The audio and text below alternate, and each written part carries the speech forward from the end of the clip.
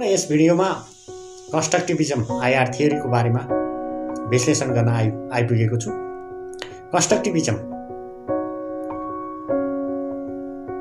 कन्स्ट्रक्टिभिजम एउटा सिद्धान्तको रूपमा आउनुभन्दा अगाडि सिद्धान्तको रूपमा रहेको यथार्थवादी सिद्धान्त र उदारवादी सिद्धान्तका पृष्ठभूमिको बारेमा पनि म यहाँ केही बताउन चाहन्छु।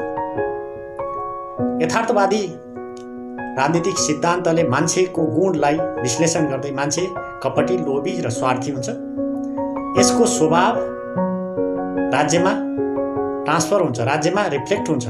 यसै कारणले राज्य पनि स्वार्थी, कपटी, आफ्नो राष्ट्रिय स्वार्थका लागि मात्रै केन्द्रित हुने र शक्ति आर्जन गर्न चाहने स्वभाव हुन्छ भन्ने क्लासिकल रियालिस्टहरूले चाहिँ यो कुरालाई मान्यताको रूपमा राख्दथे।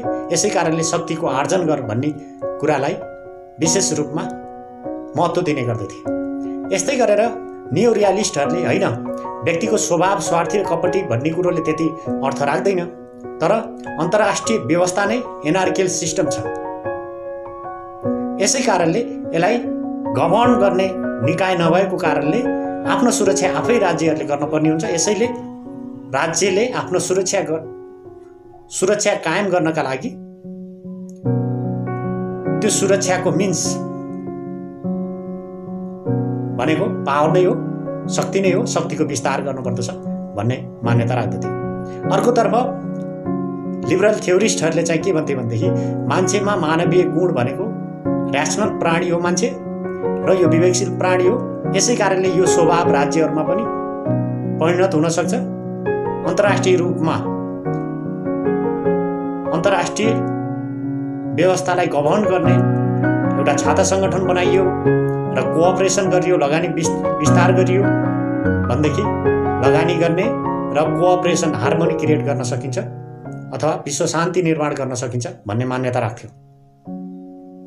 तर यी दुई बीचको मान्यताको बीचबाट अर्को सिद्धान्त चाहिँ जन्मियो, जुन सिद्धान्त कन्स्ट्रक्टिभिजम भनेर भन्छ।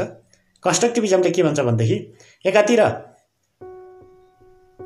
रियालिजम अर्थात् नियो रियालिजमले इन्टरनेसनल सिस्टम एनार्कियल छ, त्यसै कारणले आफ्नो सेल्फ सर्भाइबिलिटीको लागि पावर म्याक्सिमाइजेसन गर भनेर भन्छ। अर्कोतिर नियो लिबरलले अन्तर्राष्ट्रिय रूपमा एनार्कियल छ, तर पनि एनार्कियल हुँदाको बावजुद पनि कोअपरेसन सम्भव छ। त्यसका लागि कोअपरेसन बढाऊ, एनार्कियल घट्छ अथवा एनार्कियल सिस्टम अथवा त्यसभित्र व्यवस्थामा रहेको अराजकता घट्दै जान्छ भन्ने कुरा चाहिँ एजम्पसनको रूपमा राख्दछ। तर कन्स्ट्रक्टिभिजमले यी दुवै पक्षलाई चाहिँ इग्नोर गर्छ। न त यहाँ एनार्कियल छ, न चाहिँ यहाँ कोअपरेसन छ। यी सबै सापेक्षिक विषय हुन्। यो तिमीले कन्स्ट्रक्ट गर्ने तिम्रो विचारको परिणाम मात्रै हो। यहाँ तिमीले कोअपरेसन छ भनेर भन्यौ भनेदेखि पनि त्यो तिम्रो निजी विचार हो, तिम्रो पास्ट एक्सपिरियन्सको आधारमा तिमीले कन्स्ट्रक्ट गर्यौ। यदि यहाँ एनार्कियल छ भन्ने कुरो पनि हो भनेदेखि तिम्रो त्यो निजी विचार हो अथवा तिम्रो पर्सेप्सन हो। कसरी त भन्दा राज्यको व्यवहार, व्यक्तिको स्वभाव स्वार्थी र कपटी छ, त्यसै कारणले राज्य पनि त्यस्तै स्वार्थी र कपटी हुन्छ। पावरको म्याक्सिमाइजेसन गर भनेर यता रियालिस्टहरूले भने एनार्कियल सिस्टम पनि छ, त्यसै कारणले त्यो एनार्कियल सिस्टमबाट जोगिनका लागि सेल्फ सर्भाइबिलिटीको लागि पावरको म्याक्सिमाइजेसन गर भनेर राज्यको स्वभाव नियन्त्रण गर्ने कुरो चाहिँ के भयो, यतातिर व्यक्तिको स्वभाव राज्यमा रिफ्लेक्ट हुन्छ। त्यसै कारणले राज्य सर्भाइभ हुनका लागि पावर म्याक्सिमाइजेसन गर्नुपर्छ भन्ने कुरा भने र यसैले चाहिँ राज्यको व्यवहार निर्धारण गर्छ भन्ने कुरा आयो। यतातिर के भयो भनेदेखि कोअपरेसन सम्भव छ, मान्छे चाहिँ गुणी अथवा सद्गुण भएको ऱ्यासनल प्राणी हो, मानवता भएको ऱ्यासनल प्राणी हो। यसै कुराले कोअपरेसन सम्भव छ र राज्यको व्यवहार पनि यसैले निर्धारण गर्छ भन्ने यी कुराहरू आए। तर कन्स्ट्रक्टिभिजमले यी होइन, आइडेन्टिटी, आइडिया र बिलिफ्स, कुनै पनि देशको आइडेन्टिटी, आइडिया र बिलिफ्सले त्यो देशको, त्यो राष्ट्रको व्यवहारलाई निर्धारण गर्दछ भन्ने मान्यता राखे। अब उदाहरणको रूपमा हेरौँ, अमेरिका र यतिखेर उत्तर कोरियाकै विषयलाई चाहिँ हामीले वर्तमान सबैभन्दा चोटिलो उदाहरणको रूपमा लिन सक्छौँ। अमेरिकाले दक्षिण कोरियाको मिसाइल परीक्षणलाई अथवा उसको आणविक परीक्षणलाई किन चाहिँ विद्रोह गरिराख्छ अथवा चाहिँ विरोध गरिराख्छ भनेपछि, किनभनेदेखि अमेरिका र उत्तर कोरियाको न आइडिया, न बिलिफ्स, न एलायन्स सिस्टम एक छ। आइडिया पनि एक छैन, बिलिफ सिस्टम पनि छैन, एलायन्स भन्दा बाहिरको छ। त्यसै कारणले थ्रेट मान्छ, यसलाई एनार्कियल मान्छ। यदि बेलायत र फ्रान्स जस्ता मुलुकहरू छन्, बेलायत र फ्रान्सका लागि उनीहरूसँग पनि आणविक हतियारहरू छन्, उनीहरूले पनि परीक्षण गर्छन्, तर त्यो उसका लागि थ्रेट बन्दैन। किनभनेपछि उनीहरूले आइडिया, बिलिफ्स र एलायन्स नेटोमा पनि सेयर गर्छन्, यसै कारणले थ्रेट मान्दैन। यसै कारणले न यहाँ एनार्कियल छ राज्यको व्यवहार निर्धारण गर्ने, न यहाँ कोअपरेसन छ, न मान्छेको व्यवहार राज्यमा रिफ्लेक्ट हुन्छ र राज्यको व्यवहार त्यसले निर्धारण गर्छ। यी मान्यतालाई मान्दैन।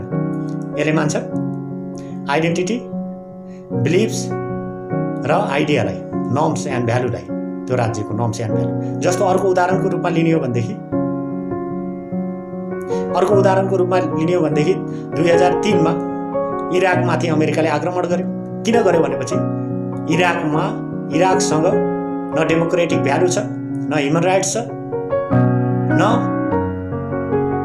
रिलिजियसली एउटै एलायन्स अथवा चाहिँ एउटै बिलिफ सिस्टममा रहन्छ। त्यसै कारणले उसको बिलिफ सिस्टम, उसको आइडिया, उसको डेमोक्रेसी प्रमोट गर्नका लागि आक्रमण गर्यो। यस्तै हामीले देख्दछौँ केही दशक अगाडिसम्म दास प्रथा पनि सान्दर्भिक मानिन्थ्यो। अहिले त्यो दास प्रथा समय, आइडिया, बिलिफ सिस्टम चाहिँ चेन्ज भयो, परिवर्तन भयो, ती कुरा हराएर गयो।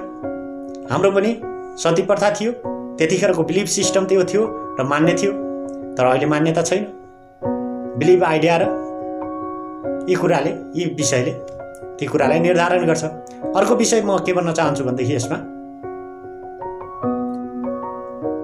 रियालिस्टहरूले मेटेरियलिस्टिक पावरलाई चाहिँ वास्तविक रूपमा पावर माने, शक्ति माने।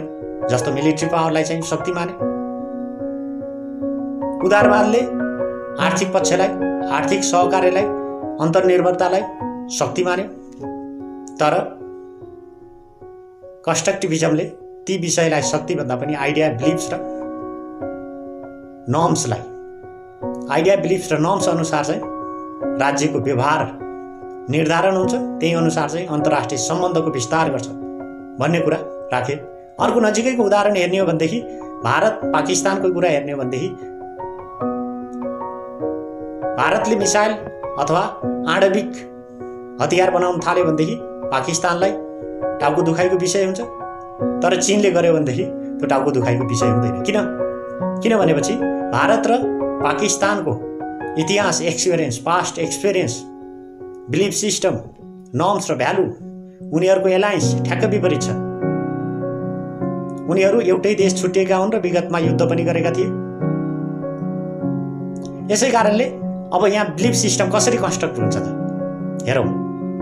यदि चाइनाले मिसाइल परीक्षण गर्यो भनेदेखि चाइना र पाकिस्तान बीचमा चाहिँ विगतदेखिको सम्बन्ध राम्रो छ, त्यसै कारणले उसले के भन्छ, यसलाई कोअपरेसन भन्छ, कोअपरेसन छ भन्छ, त्यस्तो खालको कन्स्ट्रक्ट गर्छ, त्यसलाई थ्रेट मान्दैन। यदि भारतले गर्यो भनेदेखि त्यो एनार्कियल छ, पास्ट एक्सपिरियन्सले पनि अब चाहिँ त्यो थ्रेटको विषय भन्छ। त्यसै कारणले भारतले आणविक बमको परीक्षण गरिसकेपछि पाकिस्तानले पनि त्यो थ्रेट महसुस गरेर बरु घाँस खान तयार छौँ, हामी पनि आणविक शक्ति सम्पन्न मुलुक बनेर छोड्छौँ भन्ने खालको सङ्कल्प गरेका थिए, होइन? यस्तो छ। अर्को पाकिस्तानकै उदाहरण हेर्ने हो भनेदेखि पाकिस्तानले सुरुवाती चरणमा आफू भारतबाट टुक्रिएर गइसकेपछि शीतयुद्धकालीन समयमा उसले सिटो र अर्को सिटो र सेन्टो भन्ने अमेरिकी एलायन्स अमेरिकन ब्लकमा समावेश भयो, त्यसमा हस्ताक्षर गरेर। अब उसको चाहिँ के आइडिया कन्स्ट्रक्ट गरेको थियो भनेदेखि उसले यदि म यससँग अमेरिकाको एलायन्समा गएँ भनेदेखि मलाई फाइदा हुन्छ भन्ने विचार चाहिँ कन्स्ट्रक्ट गरेको थियो। अब हेर्नुहोस् है, यो एकचोटि कन्स्ट्रक्ट गरेको विचार सदैव रहन्छ भन्ने छैन, यो सापेक्षिक छ। उसले कन्स्ट्रक्ट गर्यो र एलायन्समा समावेश भयो। उसले परीक्षण गर्दै जाँदाखेरि केही समयसम्म उसलाई फाइदै भयो होला भारतलाई काउन्टर दिनका लागि, होइन? त्यतिखेर भारत पाकिस्तानको युद्ध भइसकेपछि पछि बङ्गलादेश टुक्रिँदाखेरि पनि दुईटा मुलुक बीचमा चाहिँ ठुलो द्वन्द्व भएको थियो। शक्ति सन्तुलनका लागि पनि ऊ अमेरिकाको एलायन्समा जान बाध्य भएको थियो, उसले फाइदा हुन्छ भन्ने हिसाबले। तर अहिले हेर्नुहोस्, ऊ अमेरिकाको एलायन्समा छैन, ऊ चाइनाको एलायन्समा छ। अबको उसको आइडिया, बिलिफ्स र नर्म्स, उसको आइडेन्टिटीले के कतातिर लग्यो भनेदेखि अब त्यो एलायन्स छोडेर यतातिर आउँदाखेरि फाइदा हुन्छ भन्ने खालको भयो। त्यसै कारणले यहाँ रियालिटी भन्दा पनि पर्सेप्सन महत्त्वपूर्ण छ। तिमीले के पर्सिभ गर्छौ भन्ने कुरा चाहिँ देखिन्छ।